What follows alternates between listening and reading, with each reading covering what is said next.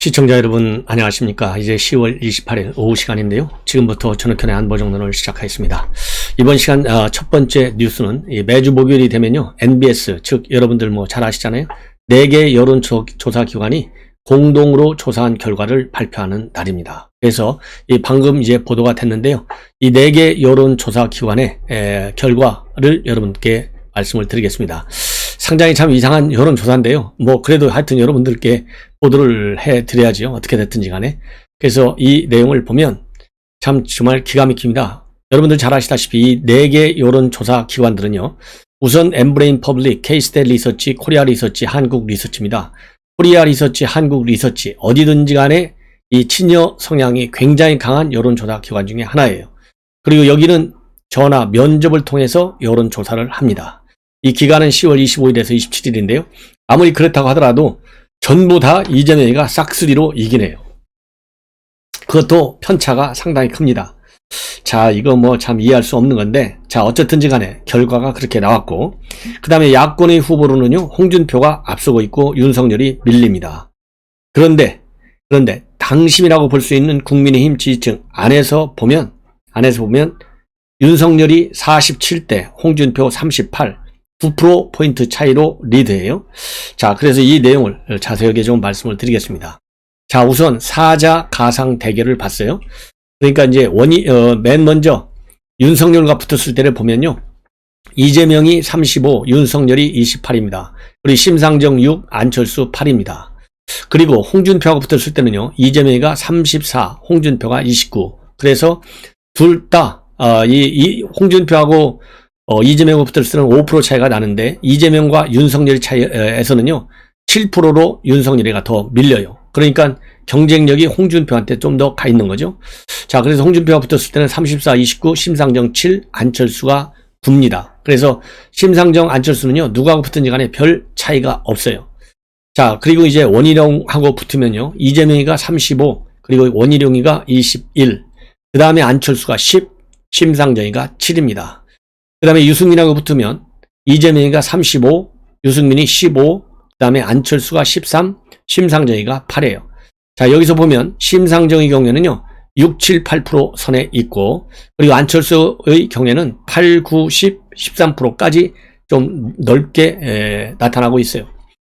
자, 그리고 여기에서 보면 홍준표가 이재명과 관련된 경쟁력에서는 조금 세고, 그 다음에 유승민하고 원희룡에 비교하면 원희룡이는 14% 정도 차이가 나는데 유승민은 20%가 차이가 나요. 이걸 보면 원희룡이의 경쟁력이 유승민보다는 이재명과의 대결에 있어서 좀 더 세다.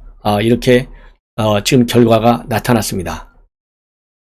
자, 그리고 말이죠, 이제 야권의 후보 누가 제일 세냐, 이제 이게 문제인데, 야권의 후보를 보면요, 야권 후보 홍준표가 25입니다. 윤석열은 20이에요. 그래서 홍준표는 지난번하고 차이가 없어요. 근데 윤석열은 지난번 대비 5%가 지금 빠지고 있습니다. 그리고 유승민이는 13이고 원희룡이가 4입니다. 그 다음에 국민의힘 지지층에서 보면요, 윤석열이 47이고 홍준표가 38이에요. 그래서 9% 정도 차이가 나는데, 이 민심에서 5% 정도 차이가 나요. 그러니까 50대 50이잖아요. 그러면 4% 차이가 나는 거나 마찬가지잖아요. 그러니까 민심에서 5% 차이가 났고 25대 20. 그 다음에 국민의힘 지지층 집도기에서는 9% 차이가 나니까 4% 차이가 납니다. 그래서 이게 굉장히 초접전 상태로 지금 빠지고 있다, 이렇게 보이고요. 그 다음에 민주당 지지층에서는 홍준표가 21, 그리고 유승민이가 22로 둘이서 제일 높게 나타나고 있습니다. 자, 이렇게 해서 여러분들께 이제 큰 특징을 말씀을 드렸고, 그 다음에 정권 심판을 하자, 이게 49%, 아니야 그냥 그대로 가자 41%. 그래서 여기에서는요 다른 여론조사에는 15%, 20%, 23% 차이가 나는데, 이 NBS 4개 여론조사 기관을 보면 8%밖에 차이가 나지 않아요. 그리고 문재인 대통령의 긍정과 부정의 평가도, 부정이 51, 긍정이 44, 그래서 7%밖에 차이가 되지 않아요. 이런 것만 보더라도 얼마나 여편향적인 조사일 수가 있을까, 이런 의혹이 안 생길 수가 없어요. 그리고 정당 지지율을 보면요, 여러분들 국민의힘 지지율이요 민주당 지지율보다 아무리 차이가 안 나도 한 4, 5% 정도 어디에서는 뭐 10%가 넘게 차이 나기도 하는데, 이 NBS 조사에서만큼은 민주당 지지율이 국민의힘보다 높아요. 35대 31 이렇게 높아. 그래서 국민의힘은 왜 그러냐 하니까 4%가 빠졌어요. 그리고 민주당은 1%가 올라갔어. 자, 국민의힘이 4%나 빠질 이유가 있습니까, 여러분들? 그래서 이 여론조사 참 신뢰하기가 굉장히 어렵다. 예. 그리고 이 NBS는요, 이 구조 자체가 아까 제가 4개 여론기관 말씀을 드렸잖아요. 전부 친여 성향의 여론기관이에요. 그러다 보니까 이렇게 많이 차이가 난다는 점을 감안해서 여러분들께서 들어주십사 말씀을 드립니다. 자, 이제 말이죠. 이렇게 지금 현재 이재명과 관련된 비리 의혹들이 많이 나오고 있는데, 지금 한 가지 제대로 나오지 않고 있는 것 중에 하나가, 과연 이재명을 에워싸고 있는 실세 이 의원들이 성향이 어떠냐, 성향이. 이게 지금 문제예요. 왜 제가 이런 말씀을 드리냐면, 지금 하태경 지금 의원이 윤석열 총장의 공동선대본부장으로 갔잖아요. 이걸 가지고 이제 말이 많아요.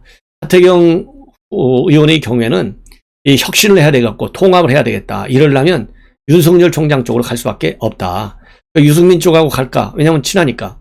고민을 많이 했는데, 그래도 국가 차원에서 보면 윤석열로 가야 정권 교체가 잘 된다. 그리고 홍준표 쪽에서도 이 러브콜을 보냈지만은 자기가 응하지 않았다. 이런 입장을 받아주고 있어요. 밝혔어요. 그러니까 지금 이제 홍준표 캠프에서 여명 대변인이 입장을 발표했습니다. 하태경 의원한테 영입 제안은 한 일이 없다. 그러면서 아울러 저희 캠프는 주사파 출신 정치는 영입 대상자가 아니다. 뭐 주사파 여러분들 설명 안 해도 잘 알잖아요. 자, 그러면 이렇게 해서 똑부러지게 이 영입 러브콜 전혀 없었다. 가짜 뉴스를 하태경이가 발표하고 있다. 이렇게 비판을 하고 있고요. 그리고 이제 홍준표 후보 최근에 지금 현재 윤석열 총장 쪽으로 국민의힘 현역 의원들이 많이 영입되고 있잖아요. 이와 관련해서 흘러간 정치인들 주워 모아서 골목대장 노릇하는 것도 이제 며칠 남지 않았다. 민심이 천심이고 아직도 패거리 구태 정치인을 주워 모아 이길 수 있다고 믿는 사람이 나보다. 이런 입장문을 내놨습니다. 자, 그러다 보니까 이 주사파는 홍준표 쪽에서는 아예 이런 사람들 쳐다보지 않는다 이렇게 돼 있는데요. 지금 이재명 쪽에는 주사파가 완전히 포위하고 있어요. 요즘 신문에 많이 나오는 대장동 사건과 관련해서 실세 역할을 했다라고 지금 의혹을 받고 있는 이재명 캠프 비서실에 지금 현재는 캠프 비서실에서 부실장하고 있죠. 이재명의 오른팔 중에 오른팔. 이재명의 정책 실장을 경기도에서 한 바 있어요. 이 사람하고 유동규하고 그냥 카운터파트가 돼가지고 계속 협의했다. 이런 의혹들이 제기되고 있는 사람이고, 그 다음에 경기도 문화재단의 경영본부장인 이영진이, 그 다음에 경기도 정책공약수석인 김재용, 그 다음에 전 경기도 농산수산진흥원장이었던 강의원, 이런 사람들 운동권의 주사파 대다수들이 전부 다 지금 이재명 쪽으로 포위하고 있다. 예. 더군다나 이 남총련 같은 경우는요, 하나조직 발대식에서 북한의 인공기까지 거른 적이 있는 이적 단체예요. 이 남총련은 1998년도 대법원에서 이적 판결을 받았어요. 그래서 한총련의 산하기관으로 되어 있고, 이 남총련이라는 말은 광주 전남 지역 대학생 대학 총학생회 연합의 약자가 남총련입니다. 예. 그래서 이건 이적단체예요. 이적단체 판결을 받는 한총련의 산하기관이니까 뭐 그게 그거잖아요. 여러분들 잘 아시다시피. 자, 그래서 지금 이 최핵심인 정진사이가 바로 지금 현재 남총련 출신이에요. 그래서 이 원희룡 후보 같은 경우에는 정진상은 남총련 출신으로서 증권은 그 회사에 근무한 적이 있다. 그리고 이 출범 후에 말이죠. 이 남총련 아래에 조국통일투쟁위원회가 있는데 그 발대식에서 북한 인공기를 내걸기도 했고, 광주 미문화원에 몰려가서 화염병 200개를 던지면서 기습 시위를 벌여가지고 문민정부 최초의 화염병 사용 기록을 낸 단체가 바로 남총련입니다. 남총련은 그동안에 북한의 핵사찰을 반대하고 고려연방제, 그 다음에 주한미군 철수, 북한과 똑같은 주장을 해왔어요. 그리고 정진상 같은 경우는요, 95년 성남 시민 모임 때부터 이재명 후보와 함께 했을 정도로, 그리고 이재명 후보가 변호사 할 때 변호사 사무장을 지내기도 했습니다. 그래서 지금 현재 정 실장 같은 경우에는요, 이재명 후보의 정무적 정책전 판단, 그리고 캠페인 전략을 수립하고 있는 실세 중에 실세다. 예, 이렇게 알려지고 있고요. 그 다음에 또 주사파 인물 중 꼭 여러분들께 아셔야 될 분들은 사람이 누구냐면 이재명 후보의 대학 동기이자 운동권 출신 정치인과 그 다음에 이재명 후보의 연결고리로 알려져 있는 이영진 경기문화재단 경영본부장은 대표적인 주사파 조직인 삼민투 출신이에요. 그리고 삼민투도 이 전학년 즉 전국학생총연합 전위 조직이잖아요. 그래서 이 삼민투가 1985년도 미분화원 점거동성을 주도한 단체예요. 그래서 이 본부장은 이영진 경영본부장은 당시에 미 상무에서 서울 사무실을 점검하고 여직원 3명하고 남자 직원 1명 총 4명을 인질로 삼아가지고 휘발유를 뿌리고 말이죠. 미국 우리 경찰과 대치하고 그래서 미 대사와 면담을 요구하다가 경찰에 체포된 바 있는 사람이에요. 이 사람도 이재명 후보가 변호사할 때 당시 사무장을 지냈고 성남 참여연대에서 활동한 사람입니다. 자, 이 정도로 말이죠. 이 정도로 지금 현재 이 남청년 인물들이 막 포진하고 있고 또 한총련 출신 인사도 다수 포진해 있는 걸로 알려지고 있어요. 누구냐? 김재용 경기도 정책공약 수석입니다. 한총련 1기 의장이에요. 예, 이 사람도 지금 이재명 캠프에 들어가 있고 그 다음에 강의원 전 경기도 농수산진흥원장도 한총련 5기 의장 출신인데 이 사람도 지금 캠프에 합류되어 있습니다. 그리고 구자필 전 경기도 갈등조정관, 경기대 총학생회장, 조계원 전 경기도 정책수석, 성균관대 총학생회장 이런 사람들도 전부 이재명 캠프에 들어가 있다. 그래서 주사파로 딱 포진되어 있는 이재명 캠프라고 하는 것을 우리 제 방송을 좋아하시는 여러분들께서 꼭 잊지 마시기를 당부드립니다. 대장동 비리만 있는 게 아니에요. 그래서 이념적으로도 지나치게 우리가 경계해야 할 사람들, 우리 국법 질서를 말하자면 깨는 그런 사람들이 많이 포진되어 있다는 점도 반드시 우리가 심판해야 할 대상 요소 중에 하나가 아닌가 이런 생각이 듭니다. 그리고 말이죠. 지금 방금 전에 이순자 여사가 노태우 전 대통령을 조문했습니다. 경호원 3명하고 함께 왔는데요. 특별하게 무슨 얘기를 했는지는 지금 밝혀지지 않고 있어요. 기자들이 이순자 여사가 돌아갈 때 무슨 말씀 나눴냐, 5.28 사과할 생각 없냐 이렇게 물었지만은 아무 대답을 하지 않고 그대로 자리를 떠났다. 그래서 이 간신히 빠져나가는 좀 이 취재자들한테 맞으면 몰려들어가지고요. 상당히 어려움을 겪었다라는 보도가 나오고 있고요. 이와 관련해서 이 노 변호사 측에서는요. 이순자 여사가 전두환 전 대통령이 건강이 안 좋아서 못 왔다. 죄송하다. 이런 말씀을 했고 이 김 여사와 김옥숙 여사죠. 오랫동안 같이 여러 가지 일을 했기 때문에 옛날을 얘기하고 그리고 건강 얘기를 나누다가 떠났다. 이런 말이 나오고 있습니다. 자, 그리고요. 이 당연한 얘기겠지만은 헌재에서요. 오늘 임성근 판사에 대한 탄핵 문제를 최종적으로 심리를 했습니다. 한마디로 각하했어요. 헌정사상 첫 번째 법관 탄핵과 관련된 헌재의 판결인데요. 각하했습니다. 한마디로 이미 사표 내고 집에 갔는데 뭘 파면하냐. 실익이 없다. 이것이 각하 결정의 이유예요.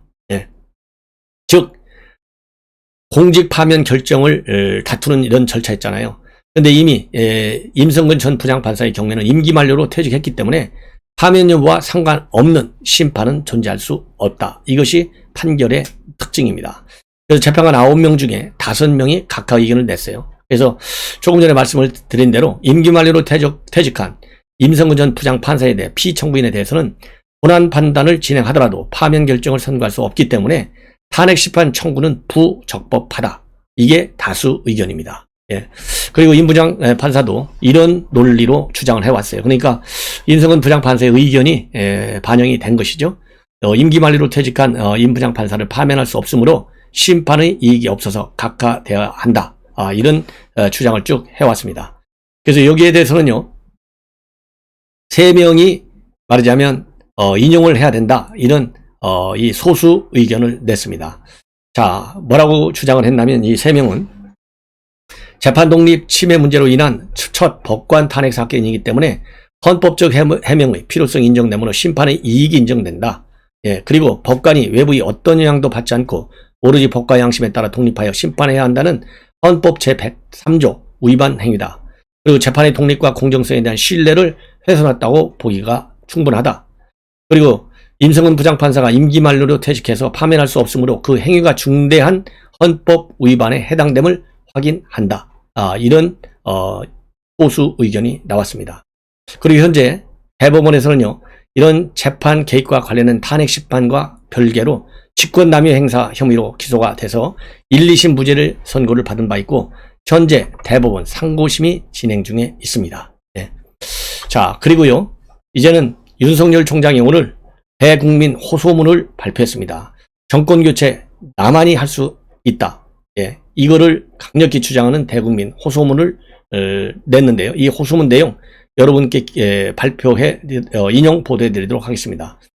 윤석열로 이기는 것이 문재인 정권의 가장 뼈아픈 패배를 안겨주는 것이다. 이게 핵심이에요. 자, 내용을 말씀을 드리면 제가 정치 참여 선언을 한 지 넉 달이 되었다. 미주의 길을 가다 보니 여러 차례 넘어지기도 했다. 넘어지는 것은 실패가 아니다. 넘어진 자리에 주저앉는 것이 실패다. 예, 이렇게 밝히고 있고요. 이 시대 최고의 개혁은 정권 교체다. 최고의 애국도 정권 교체다. 제가 국민의힘에 입당한 것도 오로지 정권 교체를 위한 것이고 현 정권이 훼손한 자유민주주의와 법치, 공정의 가치를 다시 세우기 위한 첫 걸음은 무도, 무능, 무치, 산무정권의 집권 현장을 막는 것이다. 그래서 비상식과 불공정, 불의와 위선의 상징인 문재명 세력과 그러니까 문재인과 이재명, 선명히 투쟁하였다. 야당 후보의 생명력은 불의한 정권과의 선명한 투쟁에서 나온다.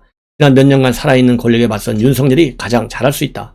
저는 모든 것을 걸고 대장동 국민약탈 사건의 특검 도입과 그리고 모든 형태의 정치 공작을 분쇄하기 위해 결연히 맞서 싸우는 후보가 되겠다. 그리고 이준석 대표와 손잡고 국민과 당원이 오케이 할 때까지 혁신 또 혁신하여 건전 보수는 물론 중도와 합리적 진보까지 담아내는 큰 그릇의 정당을 만들겠다.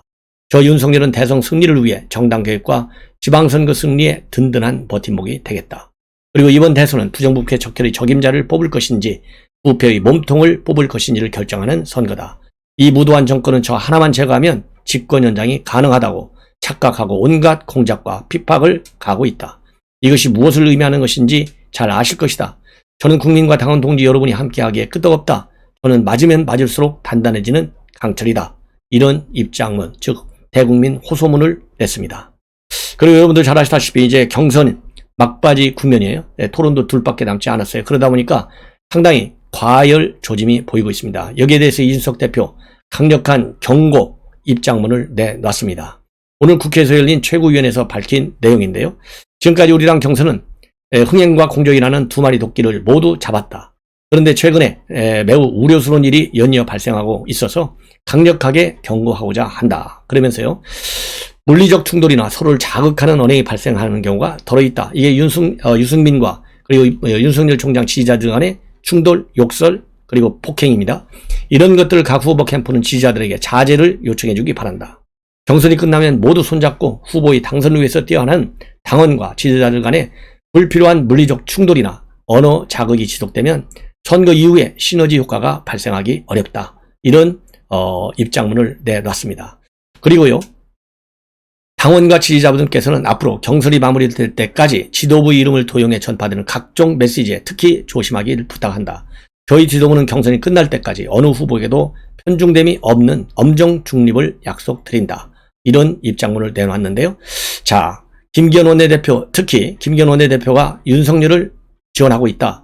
이러한 이 온라인 선상의 메시지가 지금 유포되고 있어요. 이거와 관련해서 김기현 대표는 전혀 이것은 사실이 아니다. 본인의 이름이 도용되고 광범위하게 괴 메시지가 유포되고 있는 것은 매우 악의적이고 중대한 잘못이다. 이렇게 비판을 하고 있고요. 그리고 유승민 후보 지지자들이 윤석열 후보 측으로부터 뭐라 그럴까요? 이 폭행, 욕설 이런 걸 들은 것과 관련해서 유승민 캠프에서는 경찰에 신고를 한 바 있습니다. 자, 그리고 또 후보 간 감정 싸움도 굉장히 격해지고 있어요. 윤석열 총장이 저는 정치 초심자인데도 많은 분이 오는데 왜 홍 후보는 그게 상대적으로 적고 주변에 배신자가 많냐 이렇게 공격한 것에 대해서 홍 후보는 윤 후보 쪽에 가 있는 분들은 구태, 기득권 정치의 전형이다. 이런 비판 입장문을 내놓은 바 있습니다. 자, 이러다 보니까 오늘 이준석 대표의 강력한 경고문 시기적으로 적절하지 않나 하는 생각이 듭니다. 자, 시청자 여러분 이것으로 이 본 방송을 마치고요. 또 이어서 여러분께 좋은 뉴스로 찾아뵙도록 하겠습니다. 시청자 여러분들의 많은 구독, 권고 그리고 좋아요를 당부드리겠습니다. 감사합니다.